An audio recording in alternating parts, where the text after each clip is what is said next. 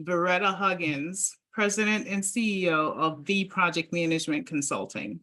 And I'm a published author, a business coach, and I help entrepreneurs and business owners to get a piece of the $500 billion the US federal government is awarding to for-profit businesses and giving away to nonprofit businesses annually.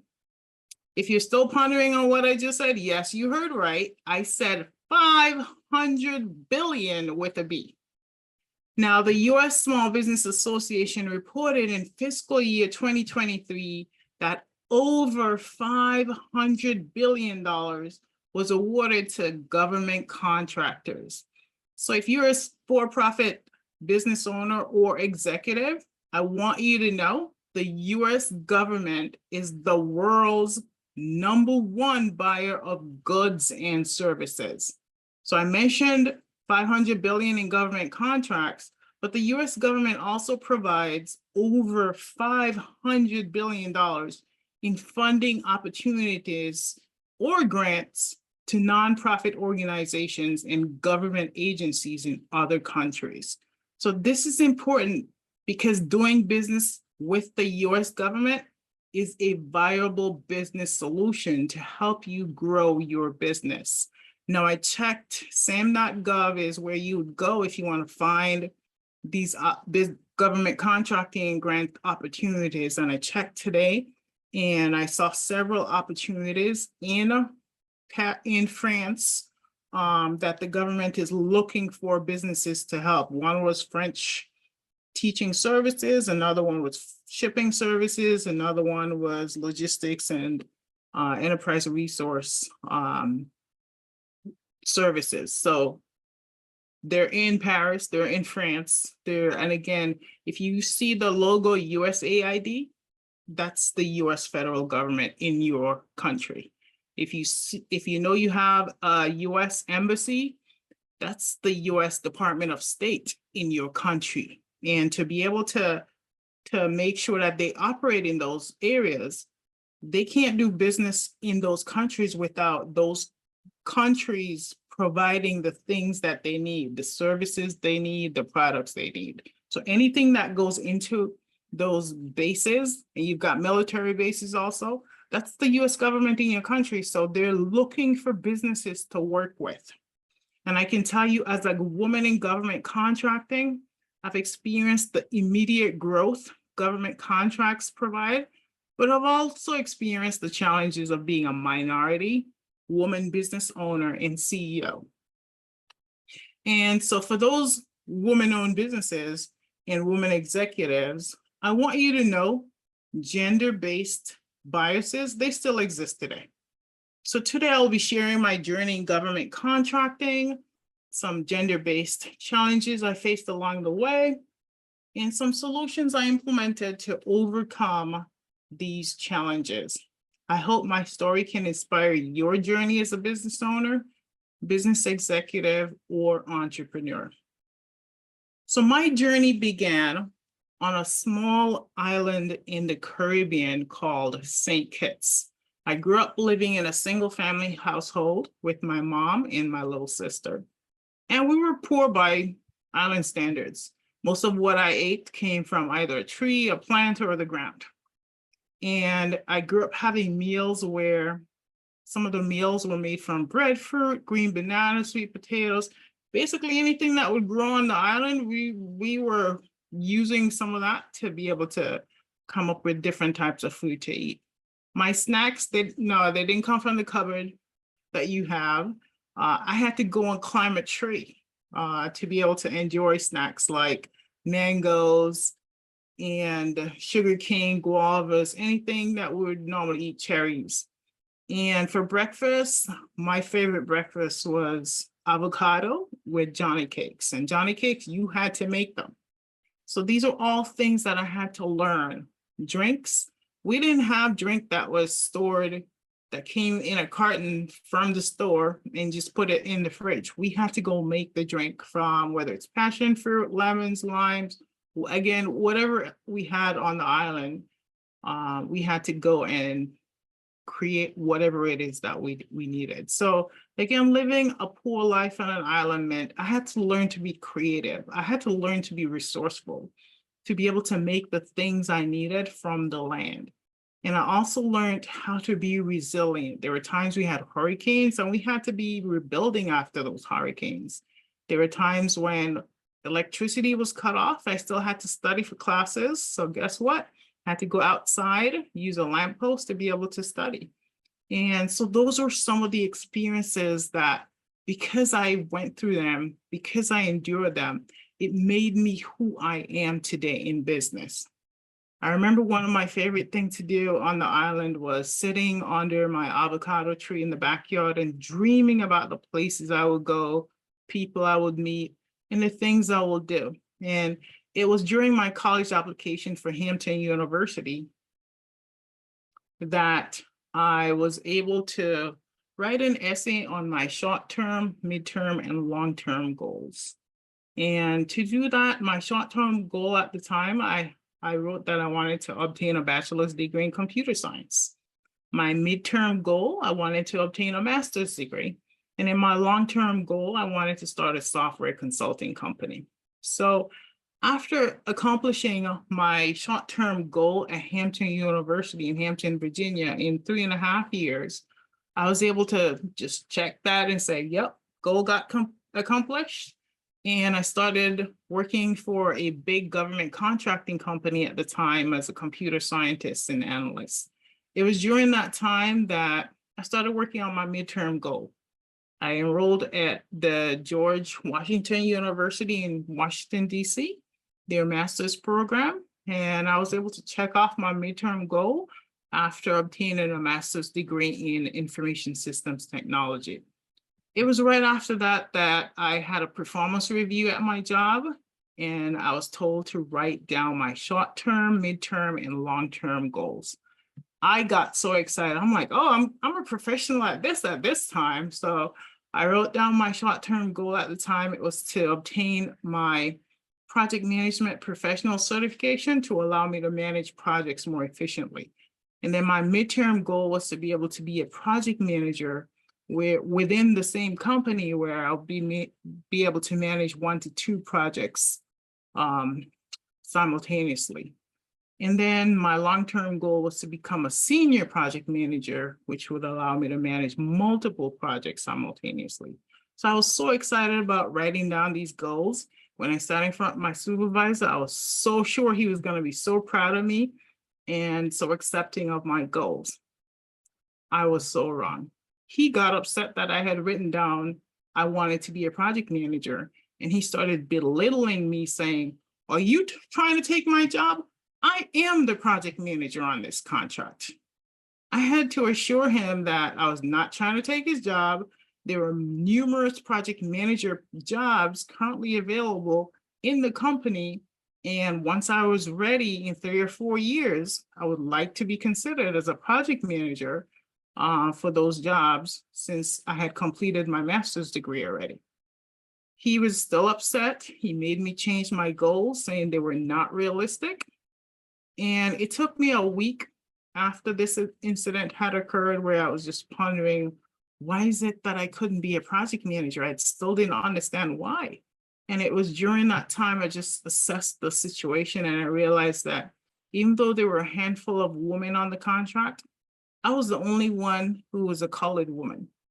And so I knew this played a factor into his decision as to what he thought I could or could not do. And I'm a very goal-oriented person. And so this was not something I wanted to do. I did not just want to be there and not have a goal to be a project manager. So I chose not to change my real goal. And I began looking for a new job.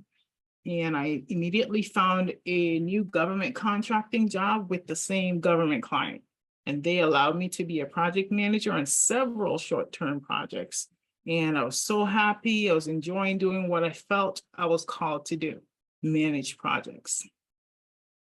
After about a year on this new job, I had another experience that for me, it was not a big deal at first when it happened, but the fact that I'm still talking about it it meant it had a lasting impact on my life. I was managing a new project. I sent out the agenda, went to the room early, trying to get the room set up. And my first attendee was a Caucasian male. It looked like he was in his 60s. Let's call him John. So John got into the room. He was trying to make sure he was in the right room. I let him know, yep, this is the meeting that you came to. And then he sat down, started looking through his papers, and he put his head up and said, "Are you Varetta?" And I said, "Yes, I am Varetta." And then I just welcomed him to the meeting and to the project. Shortly after, another Caucasian male entered the room, and he was in his 40s. Let's call him Andrew. So Andrew came in, he greeted me, he remembered me from one of the other projects that we had worked on together. And so he just started talking about the project and where we were with that project. And it was during that time that John had this puzzled look on his face, and then he popped his head up and he said, "Who's the project manager of this project?" So I thought it was great. I was like, great question. So I quickly answered, "I am the project manager." I felt so proud of myself because after going through what I had went through on the previous job, this was my moment. So at this time, John looked at me and said he thought I was the administrative assistant for the project manager. So I said, no, I'm the project manager. And then Andrew tried to reassure him that he had worked with me before. I was an excellent project manager, but you could tell John was just not convinced. The other attendees started entering the room at the time, and then shortly after, we just saw John grab his stuff and he just left the room. No communicating to anybody. So during that time, Andrew looked at me and you could tell he was uneasy. And he said, "Varetta, he probably just had to go deal with something." And I said, "It's fine, no hard feelings. I'm okay." Well, later on that night, when I assessed the situation, I was trying to figure out what did I do wrong to make John leave the room. I checked my email. The email with the agenda had my signature as I'm the project manager. So there was no mistaking me for the administrative assistant. I later concluded that it was because I was the only female in the room. I had an audience of Caucasian and Asian males. I was the only person of color. And here I am leading this meeting. And this was something I had dreamed about under my avocado tree. And so here now, I brushed off the incident. You know what? It's not a big deal. Varetta, just focus on getting your project management professional certificate. And that would help folks take me seriously. So that's what I put in my head. You know what? I'm going to focus. I'm going to go get my certification that I need to show everyone that I am a serious project manager. So in 2008, I obtained my PMP certification. And in 2009, I started my own company, V Project Management Consulting LLC. And we were selling IT project management services. I was so happy and now can finally check off my last goal. And so my next hurdle after that was trying to figure out, how do I start up this company? How do I become a government contractor and go after government contracts with this company? So I got my employer identification number. At that time, they required us to get a DUNS number. Applied for that, got that. And then it was during that time I started sending out my resume to be able to get a contract onto the company, a subcontract. Well, when they called, I said, "Hey, can I do this as a corp-to-corp agreement?" They said yes, and that's how I got my first subcontract. I used myself as the billable person for the company. And I was able to go on a government site, do some services work for them. And I was like 2-tier level down in terms of government contracting. But making money for the company as a government contractor, I was excited about that.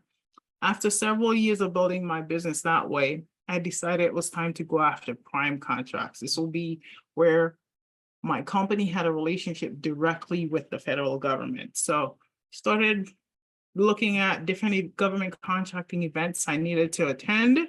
And at that time I said, you know what, my first event, I said, I'm going to take my husband with me. So took my husband with me. He accompanied me to this event, and we were in an area of the event where we were surrounded by like financial leaders, other government contractors, and they were all male. And in that conversation, I remember one of the financial leaders, he was asking a question that was a question for the CEO. And he just turned his body towards my husband and started asking the question. So I'm there and I'm like, do I tell him I'm the CEO? I'm not sure. So later in the conversation, my husband came to me and I said, what was that about? And he apologized. He said, didn't really mean to take the question, but how he asked and whatever. And so he apologized, but he let me know that he was sorry for not telling them that he was not a CEO. I just told him, I brushed it off again. I said, it's not a big deal. If you being a CEO for a day get us the financing we need and the contract, then I'm fine with it. So weeks passed and I thought about that comment and I realized I regretted that decision. I had to work hard every single day. Being a CEO means you're working over 60 hours sometimes. And sometimes you're not guaranteed that you're getting a paycheck or even benefits. And that's just the work of a CEO. So I'm doing all the work, but when I go to public events, I can't be the CEO. So I was like, you know what? This should never be happening. I need to make sure I have the self-confidence that I need to speak up and let folks know I am the CEO. So several years later, I was at a business event with one of my male employees, and a similar incident occurred. My employee met with a potential partner who had a conversation with him and asked if he was the CEO. My employee then came back to me and told me what had happened and asked me, what should I do? He wants to partner with us, but he thinks I'm the CEO. So I told him, I said, no, I am the CEO. So let the potential partner know that for them to have this conversation, they need to come back and talk to me. So it was during that moment I felt the power by just saying those words. And since then I've been introducing myself when I do that. I also let other folks know my name, but I'm saying I am the CEO so that they know I'm a woman. I might be a minority, but I'm the CEO of the company so that they know up front who the CEO is. There's no ambiguity after that. So since then, my company have been a subcontractor, a prime contractor, and a master contractor on several contracting vehicles. During the journey, I've met many women who experience similar gender-based challenges. When dealing with your either employees, consultants, business partners, financial partners, and even government clients. In one story, I had a woman business owner share her story with me about how she had won an 8A contract, and her subcontractor who had the 8A contract before her let her know that because she was a new mother, they would do all the work for her for the contract, and she didn't have to do anything. Well, she let them know that she was capable of doing the work. The award was in her company's name, which means she was on the hook to get the deliverables completed. And so she needed to get the work done. And they still let her know that, hey, you need to focus on being a mother and not a business owner. And so these gender-based biases, they still exist. There were other women that I met along the way who shared similar gender-based stories. Well, today I wanted to share with you 3 successful solutions that I use to overcome gender-based challenges as a woman business owner and CEO. So the first one for me is you have to command your presence. So women, ladies, I'm talking to you out there. When you get in that room, whether it's with your partners, employees, a room that you're talking to, you have to command the presence, your presence in that room. So you have to embrace the environment you're in, make it your own, feel comfortable in your own. Push your shoulders back, make sure your head's up high, and command the presence. You are the CEO, you are the business owner. Let everybody know that from the way you're walking into that room, right? Carry yourself with assurance. Make sure you have the self-belief in yourself that, you know what, I'm the business owner, I'm the chief executive officer, I'm whatever that C-suite position you're holding. You have to carry yourself with the position in mind, right? And that would help you with some of the gender-based biases that I've been seeing along the way. Another one, number 2 on here, I have communicate with authority. So communicate with authority. One of the books that I read is called Captivate by Vanessa Van Edwards. And in her book, she talks about the first 5 minutes. What do you do when you enter that room? And it's so critical. So you have to speak with conviction and make sure they're understanding what it is you're saying, right? And you introduce yourself, so not just saying, hi, I'm Varetta Huggins, right? But saying, hi, I'm Varetta Huggins, and then what's the authority? What's the title? What's the position, the role that I'm making sure everyone know in that room? So, hi, I'm Varetta Huggins, President and CEO of V Project Management Consulting. Immediately, there will not be any ambiguity, right? If I'm even standing with my husband or with one of my employees or with another partner, because I'm telling them what the authority is that I have. So a lot of times that position title, the role, I am the project manager. So whether you're speaking it, whether you're sending an email, make sure you have the signature in your signature block. What is the role, the title? You might have a title with the company, but you might have different roles that you're commanding in your company. So showcase that in your signature block.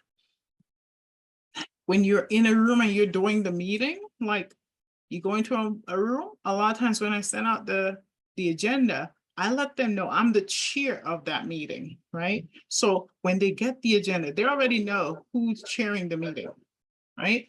And so those are things that you want to be able to do when you're introducing yourself. When I introduced myself today, I said, I am fantabulous Varetta Huggins, President and CEO of V Project Management Consulting. You immediately knew who I was from my introduction. That is what you have to do when you're meeting with others, especially your male counterparts, because you're now showcasing, I'm not just female, I have authority, right? And they have to know what that authority is. And lastly on here, number 3, create lasting impressions. When you're entering the room, you're telling them who you are. Now it's time for you to meet with someone, and you might, first thing we do in the US is we might engage with a firm handshake. So woman, it's not just lazily just giving them your hand. We're not doing the Queen's handshake, right? So you have to have that firm handshake because it's that unspoken word of confidence. You're showcasing to them you're confident in this role that you have, and it does it with a handshake. You might be in a different culture, whatever that is in that culture, feel free to use that. For our culture, a firm handshake in business means we're confident about our authority and being in that position. Number 2 on here, deliver a powerful introduction. Make sure it's one that people remember. Whenever I jump in the elevator, especially in the morning, folks are tired, they haven't had their coffee yet, and they're like, oh, hi. And some might say, how are you? Well, how are you? My response is, I am fantabulous. Immediately they wake up. They look, And they're like, oh, wow, you got all the energy already. So make it a powerful introduction, right? One that folks will definitely remember. Oh, I remember that lady in the elevator. Oh, you're the lady I saw this early this morning, right? Make them remember who you are. Number 3 on here, aim to leave an indelible mark. Your presence should be felt even after you've left the room. So that just the introduction alone, I've had people where I walk in a room, give them an introduction, and I hear them across the room telling someone else, hey, have you met Varetta? It's because you've already left a mark, right? You want to go talk to Varetta, right? Number 4 on here, start talking about your achievements, your accomplishments, right? They're not just realizing that you are a woman. They're going to realize you are a business owner, right? A CEO. And now they're going to remember the accomplishments that you talked about with them. Hey, we have several contracts at the Federal Aviation Administration. We've gotten another contract at Department of Defense, right? So they'll remember stories like this, where you're talking about your achievements, your accomplishments. And then number 5 on here, tell tales of collaboration, showcasing your partnerships, right?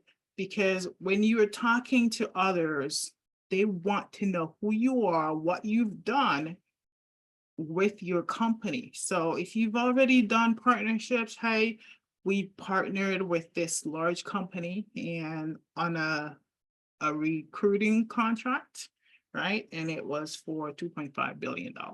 Things like that, folks will remember, right? So talk when you're having those lasting, for you to create those lasting impressions, have those conversations around who you are, what you've done, and then you'll realize that, you know what, it's not just they see a female come in the room.